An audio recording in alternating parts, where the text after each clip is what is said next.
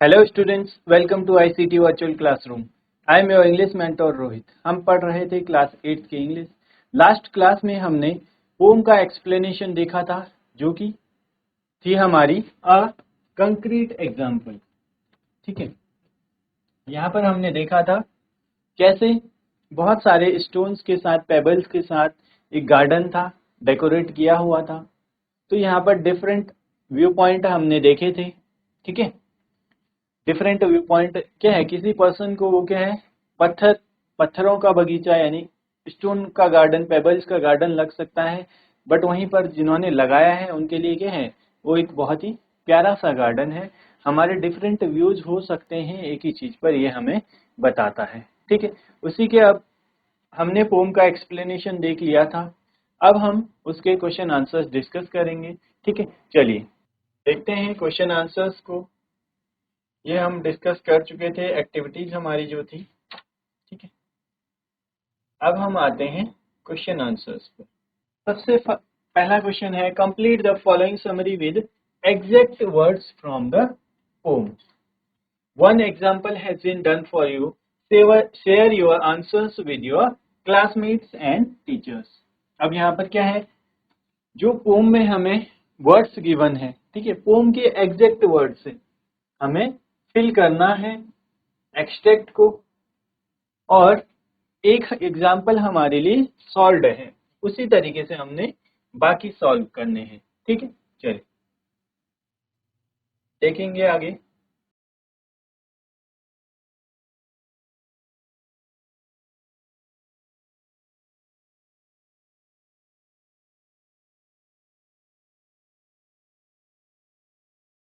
चलिए, the poem describes Mr Jones the speaker's next door neighbour. Next door मतलब है कि जो बिल्कुल पड़ोस में ही रहते हैं। Who has a unique garden filled with, क्या था उसमें, स्टोन्स। ठीक है, एक आपके साथ। अब हमने क्या है, पोम की हेल्प से वर्ड फिल कर दिया है। यूनिक गार्डन जो कि पत्थरों से भरा हुआ था। ठीक है, किसका गार्डन है, मिस्टर जोन के बारे में ये बताती है। मिस्टर जो, the poem describes mister zone the speaker's next door never. Mister zone का जो गार्डन है उसके बारे में, जो कि क्या है, स्पीकर की, स्पीकर यानी पोइट जो है उसकी नेक्स्ट डोर नेबर है, बिल्कुल पड़ोसी है।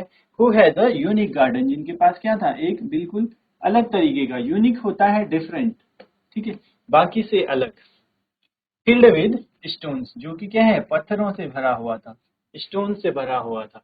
हर garden includes a peculiar dash. अब यहाँ पर क्या हो सकता है, a pond and a rockery along with an unusual dash that sea fits charming. Mr. Jones plants tiny dash plants between the stones, which the speaker thinks must be so small that they are planted with a dash. One day, Mr. Jones invites the speaker to see her garden and they discuss a dash that Mr. Jones treasure. उन्होंने क्या है, एक दिन उन्होंने अपने पड़ोसी को बुलाया और बात की जोन्स ट्रेजर के बारे में। When the speaker asked where the dash flower is, ठीक है, इसको करेक्ट करेंगे, इसको फ्लावर करेंगे, स्पेलिंग आप सभी को पता है, FLOWER। ठीक है, इसको करेक्ट करेंगे, फ्लावर इज। यहाँ पर क्या है, स्पीकर पूछता है कि वो फ्लावर कहाँ है। आप लोगों को अगर स्टोरी का एक्सप्लेनेशन याद होगा, पोम का एक्सप्लेनेशन याद होगा, तो क्या करते हैं, क्वार्टर एन आवर यानी एक आर के क्वार्टर के बराबर 15 मिनट तक वो बात करते हैं और पूछते हैं कि वो फ्लावर कहाँ पर है जिसके बारे में हम इतनी देर से बात कर रहे हैं। तो वहाँ पर पोइट बोलती है, सॉरी, जो मिस्टर जोन्स हैं, मिसेज जोन्स है, वो बोलती हैं कि आप उस पर ही खड़े हो। ठीक है, आप उसके ऊपर ही खड़े हो। Mr Jones says that the speaker has been dash on it all along. तो यहाँ पर क्या है, आपने इस तरीके से जो हमारे पोम का एक्सप्लेनेशन है ठीक है। पोम से हमें एग्जैक्ट वर्ड्स उठाने हैं। एक तरीके से इसमें क्या है, पोम का एक्सप्लेनेशन ही है, जिसको स्टोरी के फॉर्म में लिखा गया है, एक्सट्रैक्ट के फॉर्म में लिखा गया है। तो पोम की हेल्प से आपने क्या करना है, एग्जैक्ट वर्ड्स यहाँ पर फिल करने हैं। ठीक है, फर्स्ट में जैसे हमने किया, the poem describe Mrs Jones the speaker's next door neighbour who has a unique garden filled with stones. जिनके पास क्या था, एक यूनिक गार्डन था जिसमें बहुत सारे पत्थर थे, या फिर बोल सकते हैं कि पत्थरों से भरा हुआ एक गार्डन था। ठीक, चलिए इस तरीके से आपने बाकी आंसर्स बताने हैं। बताएंगे क्या होंगे, आप पोम अपनी ओपन करिए, पोम से आप देखेंगे और इजीली इसको फिल कर सकते हैं। ठीक, चलिए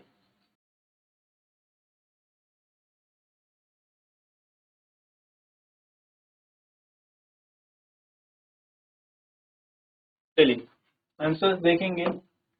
The poem describes Mrs. Jones, the speaker's next door neighbor, who has a unique garden filled with stones, जो कि क्या है, पत्थरों से भरा हुआ था।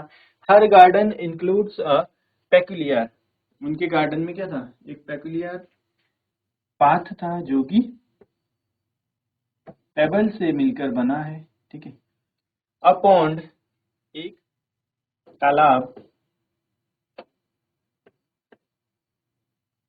and a rockery, along with an unusual device, एक अनयूजुअल डिवाइस थी जो कि क्या था, टाइम बताता था, sundial. That she finds charming, जो उनको बहुत ही चार्मिंग लगता था। Mrs Jones plants tiny dash plants, तो कैसे प्लांट्स थे, जो कि बहुत ही डेलिकेट थे। डेलिकेट हमने देखा था पोम में। ठीक है, delicate plants between the stones which the speaker thinks must be so small that they are planted with a pin, जो कि क्या है, बहुत ही छोटे हैं, जिनको प्लांट करने के लिए क्या है, पिन की रिक्वायरमेंट पड़ी होगी, पिन की हेल्प से प्लांट किया होगा। One day Mrs Jones invites the speaker to see her garden, एक दिन क्या है, मिसेज जोन्स स्पीकर को इनवाइट करती है उनका गार्डन देखने के लिए। एंड दे डिस्कस, उन्होंने क्या किया, डिस्कस किया किसके बारे में, एक फ्लावर के बारे में। ठीक है, they discuss about a flower that Mr Jones treasure, जो कि उनका क्या था, ट्रेजर था। When the speaker asks where the dash is, where the lovely flower is, जो प्यारा सा फूल जिसके बारे में हम इतनी देर से बात कर रहे हैं, वो कहाँ है। Mr Jones says that the speaker has been standing on it all along, तो मिसेज जोन्स ने क्या बोला कि स्पीकर जो कि पोइट है, वो उस फ्लावर के ऊपर खड़े हैं। ठीक है, यहाँ पर क्या होगा, स्टैंडिंग, स्टैंडिंग ऑन इट। चलिए नोट करेंगे इसको, आंसर्स को। फर्स्ट स्टोन्स, सेकेंड है path, third is device, fourth delicate, fifth pin, sixth flower, seventh lovely and eighth is standing. ठीक है, चलिए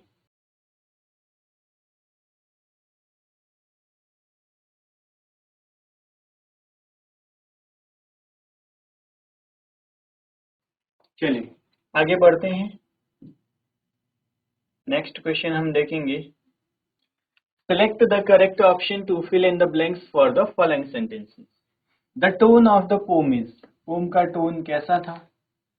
ठीक है, मॉकिंग था, ह्यूमरस था, मॉर्नफुल था, अम्यूजिंग था, या लाइट हार्टेड था, आपने बताना है। अब हमें जैसे ऑप्शन ए में क्या है, मॉकिंग, ह्यूमरस एंड मॉर्नफुल। मॉकिंग होता है जैसे हम मॉक करते हैं, चिढ़ाते हैं किसी को, तो पोम में ऐसा आपको कहीं भी दिख रहा है तो आप बोलेंगे कि ऐसा हमें कहीं भी नहीं दिखा। तो जहां जहां पर ऑप्शन 1 है वो क्या हो जाएंगे, कैंसल आउट हो जाएंगे। इट मीन्स ये ऑप्शन नहीं हो सकता, फर्स्ट भी नहीं हो सकता और ऑप्शन बी है भी नहीं हो सकता है। नेक्स्ट, अब हमारा ऑप्शन 1 क्या हो गया, कट हो गया, बचे कितने, 2, 3, 4 एंड 5। ठीक है। Next humorous. ठीक है, तो पोम क्या है, ह्यूमरस है बहुत ही, तो ये ऑप्शन क्या है हमारा करेक्ट है। नेक्स्ट मॉर्नफुल। ठीक है, मॉर्नफुल होता है जब कोई सैड होता है कहीं पर, जैसे सपोज कीजिए किसी की डेथ हो गई, कोई ऐसा इंसिडेंट हो गया, तो उससे रिलेटेड संवेदना जहाँ पर हम देते हैं। मॉर्नफुल का मतलब होता है शोकाकुल, जहाँ पर शोक कहाँ पर होगा, जहाँ पर किसी की डेथ हुई है या ऐसा कुछ हुआ है। तो ये भी ऑप्शन हमारा क्या है, नहीं होगा। तो अब हमारे पास क्या है, 3 वाला भी कैंसिल आउट हो गया। 3 कहाँ पर है, इस ऑप्शन में 3 दिख रहा है आपको, तो ये भी नहीं होगा। इट मीन्स फर्स्ट भी नहीं है, सेकंड भी नहीं है, थर्ड भी नहीं है। अब क्या बचा हमारे पास, फोर्थ ऑप्शन एक ही बचा। तो क्या है, 2, 4 एंड 5। तो ह्यूमरस है स्टोरी, ठीक है, अम्यूजिंग है बहुत ही, और लाइट हार्टेड। तो करेक्ट ऑप्शन हमारा क्या हो जाएगा, our correct option will be, answer will be option D. ठीक, चलिए नोट करेंगे इसको। इस तरीके से आपको सॉल्व करना है। ये आपको ऑप्शन जैसे अगर हमें गिवन होते हैं तो हमने क्या करना है, जो इनकरेक्ट है, जो स्टोरी से पोम से हमारे रिलेट नहीं कर रहा है, उसको क्या करेंगे, हम नेग्लेक्ट करते रहेंगे। मॉकिंग नहीं है तो हमने क्या किया, मॉकिंग वाला ऑप्शन हटा दिया। इसका मतलब जहां पर भी 1 आपको दिख रहा है वो क्या हो जाएगा, कैंसिल आउट हो जाएगा। देन ह्यूमरस है स्टोरी, तो ह्यूमरस वाला करेक्ट है हमारा। मॉर्नफुल शोकाकुल जैसे होता है, ठीक।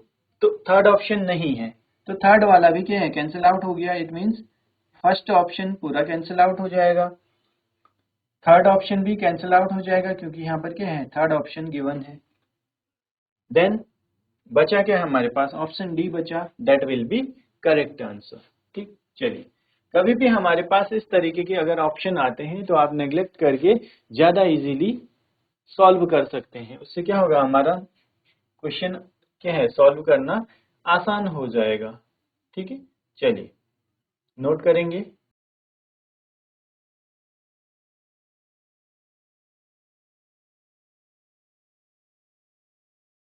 चलिए आगे बढ़ते हैं, नेक्स्ट क्वेश्चन देखेंगे। Question 2, the speaker in the poem is. Poem में स्पीकर कौन है, Mr Jones, the poet, the gardener और द चाइल्ड। गार्डनर की बात पूरे पोम में कहीं भी नहीं हुई है, ठीक है, चाइल्ड की बात भी नहीं हुई है। मिस्टर जोन्स क्या है, मिस्टर जोन्स बुलाती हैं किसको, अपने नेबर को, जो कि एक पोइट है। तो करेक्ट ऑप्शन क्या हो जाएगा, द पोइट। जो हमारी पोम है उसमें स्पीकर कौन है, स्पीकर पोइट है, जो जिन्होंने उस स्टोरी को लिखा है। ठीक है, चलिए नोट करेंगे आंसर।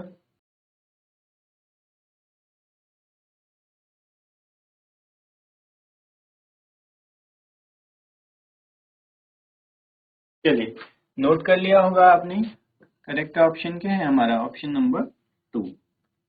नेक्स्ट नेक्स्ट क्वेश्चन देखेंगे। The rhyme scheme of the poem is. Poem की राइम कैसी थी, ठीक, हमने पोम देखी होगी। आप जब हम पोम का एक्सप्लेनेशन देख रहे थे तो तब हमने क्या है, पोम पढ़ी थी और हमने वहां पर राइमिंग भी देखी थी। जैसे हम फर्स्ट, जो हमारा सेंटेंस है, फर्स्ट लाइन का लास्ट लेटर क्या था, जोन्स। देन हमने देखा था स्टोन्स, ठीक है। इस तरीके से नेक्स्ट में हमने देखा था थर्ड लाइन में पॉन्ड, और देन हमने देखा था बियॉन्ड। ऐसे क्या है, राइमिंग यहाँ पर हो रही थी, ठीक है। इसी तरीके से आगे जाते हैं, small all, small all, Jones, stones, ये सभी हमें देखने को मिलता है। या फिर हम बात करें डिवाइस, डिवाइस या नाइस, ठीक है। तो इस तरीके से हमें पोम में राइम देखने को मिलती है, Jones, stones, pond, beyond, small all, device, nice. तो ये क्या है, राइमिंग है। अगर आप फर्स्ट लाइन देखेंगे तो उसके एंड में क्या है, आपको जोन्स, देन सेकेंड के लास्ट में स्टोन्स, थर्ड में पॉन्ड, बियॉन्ड, इस तरीके से स्मॉल, इसी तरीके से स्मॉल और डिवाइस, नाइस, ये सभी आपको देखने को मिलता है। ठीक, ये हमारी क्या है, पोम की राइमिंग है। तो इसमें से आपने बताना है कि कौन सा स्कीम हो सकता है, ए बी बी सी सी, या ए बी सी सी, ए बी सी और ए सी, ए बी ए और सी सी। तो आप अगर आपने पोम को फिर से पढ़ा होगा, देखा होगा अगर ध्यान से, तो आप बहुत ही इजीली बता सकते हैं। यहाँ पर आपकी हेल्प के लिए मैंने जो हमारे सेंटेंसेस से लाइंस गिवन थी पोम की, उनके लास्ट वर्ड्स भी लिखे हैं। तो इनकी हेल्प से आप क्या है, बहुत ही आसानी से बता सकते हैं कि क्या करेक्ट ऑप्शन होगा। ठीक, चलिए बताइए क्या होगा करेक्ट ऑप्शन।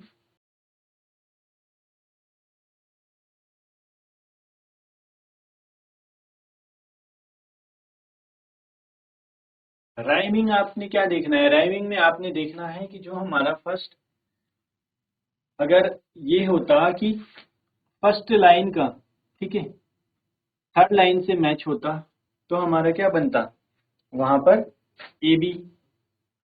इस तरीके से अगर फर्स्ट लाइन और थर्ड मैच होती, सेकेंड और फोर्थ होती, ठीक है, फिफ्थ और सेवन्थ होती, सिक्स्थ और एट्थ होती, तो उसमें हमारा ए बी इस तरीके से बनता। बट आप यहाँ पर देख सकते हैं, आप अगर देखेंगे फर्स्ट लाइन में क्या है, जोन्स देन स्टोन्स, तो ये क्या है, A B C C. First और सेकेंड लाइन की राइमिंग बन रही है, देन सेकेंड और थर्ड की, देन थर्ड फोर्थ और फिफ्थ की। तो हमारा करेक्ट ऑप्शन क्या हो जाएगा, करेक्ट ऑप्शन हो जाएगा ए बी और सी सी। ठीक, चलिए नोट करेंगे आंसर्स को।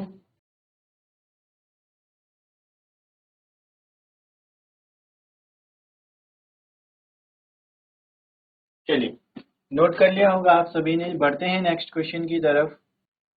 नेक्स्ट क्वेश्चन है, complete the following sentences by choosing the correct answer given in the brackets. Brackets में हमें करेक्ट ऑप्शंस, दो ऑप्शंस हमें गिवन है, उनमें से कोई एक करेक्ट होगा। ठीक, first, the poet uses the word stones in all stanzas in order to emphasize her dash। जितने भी स्टेंजा हैं सभी में आपको देखने को मिलेगा वर्ड स्टोन्स। ठीक है, ये क्या एम्फेसाइज कर रहा है, किस चीज को इम्पोर्टेंस दे रहा है। ठीक है, एम्फेसाइज आप सभी को पता है क्या होता है, किसी को स्पेशल अटेंशन या इम्पोर्टेंस देना। ठीक, चलिए तो बताएंगे क्या हो सकता है, obsession with a stony garden और प्राइड इन गार्डनिंग स्किल्स, दोनों में से क्या करेक्ट हो सकता है। Next, the poet uses imagery to describe the features of the garden that help readers dash. जो क्या है, एक इमेजरी है जो डिस्क्राइब करती है किसके, गार्डन के फीचर्स को, दैट हेल्प रीडर्स, जो रीडर्स को हेल्प करते हैं, understand mister Jones love for plants और visualise the garden's peculiar nature. तो दोनों में से क्या ऑप्शन हमारा करेक्ट हो सकता है, हमें ऑप्शंस गिवन है ब्रैकेट में, उससे हमें क्या है करेक्ट ऑप्शन बताना है। ठीक, चलिए बताएंगे क्या हो सकता है हमारा correct answer.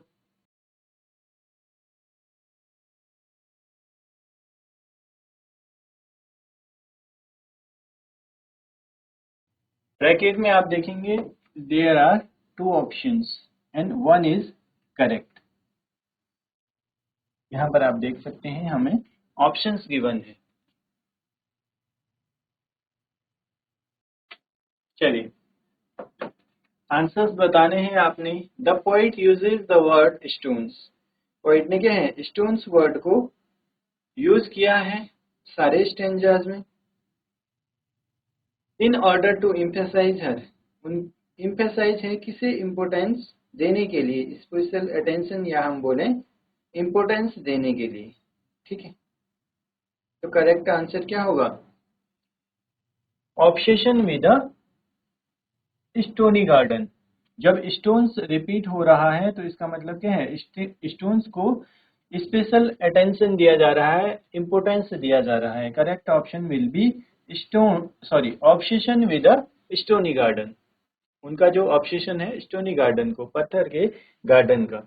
Next, the poet uses imagery to describe the features of the garden. Poet ने क्या है यूज किया है? इमेजरी, गार्डन के फीचर्स को डिस्क्राइब करने के लिए। दैट हेल्प रीडर्स, जो क्या है रीडर्स को हेल्प करते हैं। किसमें हेल्प करते हैं? Visualise the garden's peculiar nature. Peculiar होता है जो कि बिल्कुल अलग सा, विचित्र सा, जिसे हम बोल सकते हैं। ठीक, चलिए, तो आप देखेंगे इस तरीके का क्या है, यूनिक सा भी हम उसे बोल सकते हैं। आपने ऐसा गार्डन नहीं इमेजिन किया होगा या देखा नहीं होगा जो पत्थरों से भरा हुआ होगा। ठीक है, तो पेक्युलियर होता है विचित्र सा, डिफरेंट सा। नोट करेंगे करेक्ट आंसर्स को।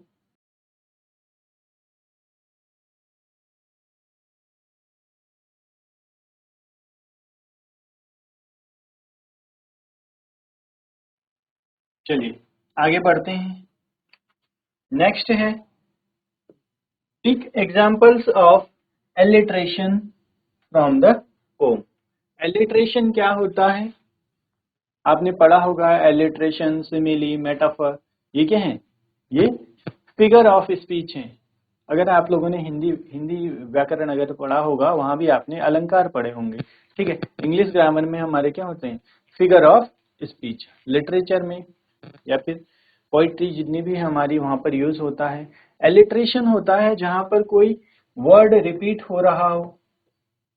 ठीक है, वर्ड या फिर लेटर, सेम लेटर रिपीट हो रहा हो, सेम साउंड आ रहा हो, या सेम, ठीक है, तो वर्ड और सेम लेटर अगर आपको देखने को मिल रहा है किसी स्टेंजा में, किसी सेंटेंस में, रिपीटेशन जिसे हम बोल सकते हैं। ठीक है, सेम लेटर या सेम साउंड कब? उस वर्ड के, उस सेंटेंस के बिगिनिंग में अगर आपको देखने को मिलता है तो वहां पर क्या है? एलिट्रेशन होता है। ठीक, और सिमिली कहाँ पर आता है? सिमिली आता है जहां पर एज, लाइक या फिर एज डैश एज का कंपैरिजन आपको देखने को मिलता है। मेटाफर क्या होता है? मेटाफर होता है जहां पर ह्यूमन बीइंग से डायरेक्टली कंपेयर किया जाता है, ह्यूमन बीइंग को बाकी चीजों से। ठीक है, चलिए आगे कभी देखेंगे फिर उसको। तो यहाँ पर हमारा आंसर क्या होगा? यहाँ पर आप देखेंगे पुट्स प्लांट्स, तो यहाँ पर क्या है? पी लेटर्स का रिपीटेशन है। फ्लावर फॉर और क्वाइट और क्वार्टर, तो यहाँ पर आप देखेंगे पी लेटर का रिपीटेशन हो रहा है दोनों में, यहाँ पर फ्लावर और फॉर का। ठीक, और यहाँ देखेंगे आप क्वाइट और क्वार्टर। ठीक है, चलिए नोट करेंगे इसको।